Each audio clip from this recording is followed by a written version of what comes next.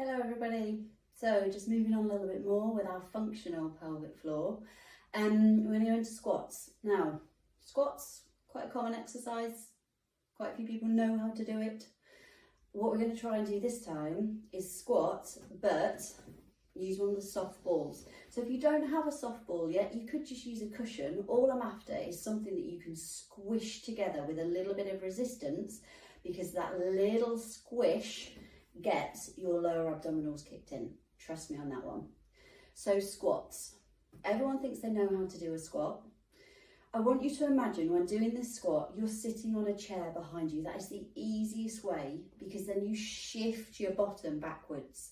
I see a lot of people when they try and do squats, keep their upper body straight and just do a bit of this, which is interesting.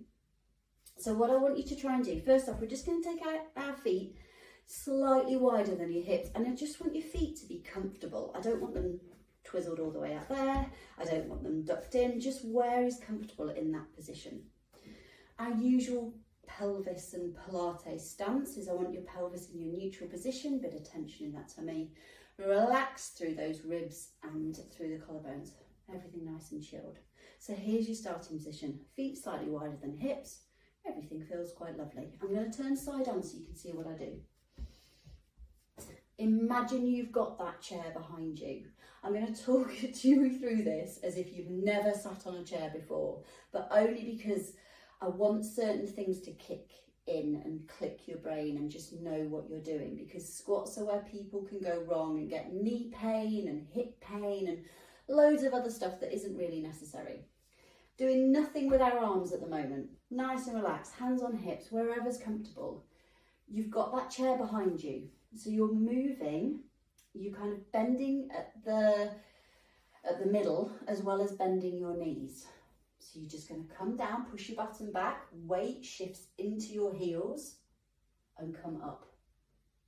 So it's not just a knee bend, it's also movement from the hip.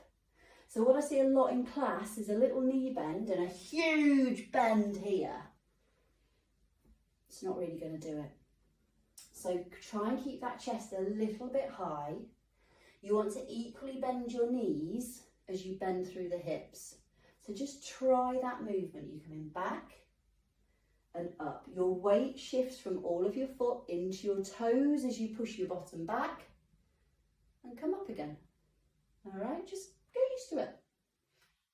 Back we go and up we come. We're going to do an in breath as we come down and an out breath as we come up. Another thing to watch out for, when you bend your knees, they don't do a bit of this. Whee! Also a good one that happens. So I want you to think about those knees push out to the side, because then you're going to get your bum kicked in. And like I said before, your glutes are really important to help stabilise through that pelvic floor as well and give it some strength. So just get used to doing a really slow, controlled squat, okay? Give it a go. Remember, you've got to shift your bottom back. You also bend the knees and the waist and come up. All right, have a talk to you about 5-year-old trying to do a squat. Apologies if that's been quite patronising. Now our squishy item, cushion, soft ball if you've got one. What I want you to do is have your arms in front. You're going to do that in breath as you come down. Now as you do an out breath as you come up, I want you to squeeze that ball and bring it towards you. So push it away. In breath down, squeeze the ball and bring it back. Got it? Don't lose that lovely squat position. Pull it back. Okay, now for those up for a challenge, try the pelvic floor contraction as well. You're probably going, what? Chloe, are you mad? I've only just learned how to squat. If it's too much at the minute, excuse me, don't bother. Wait, there is no rush. This video isn't going anywhere. Come back to it when you feel a bit more confident. By doing that push back and then squeeze that ball and bring it back, you're already starting to facilitate your pelvic floor anyway. So you're already doing a bit of something, even if you're actively not doing it, if that makes sense.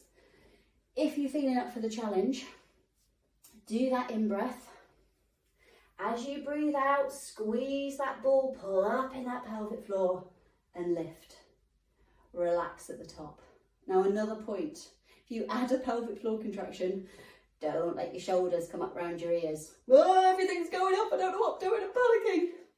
Just have a breath, try again. In breath as you come down, squeeze that ball, pull up with that pelvic floor and relax fully at the top. In breath as you come down, squeeze the ball, squeeze the pelvic floor and stand up and relax at the top. Give it a go. See how you get on. The biggest thing with this is doing that squat correctly. And the easiest way to know if you're doing it correctly is if you watch yourself in a mirror. You won't be able to miss it if you're cheating. So remember, don't let the knees come in. Don't overbend through the hips.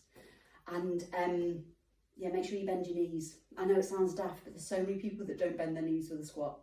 Let me know how you get on. Any issues, any problems, anything at all, send me a message. I'm sure you can do it. You've got this. Good luck. Let me know how you get on.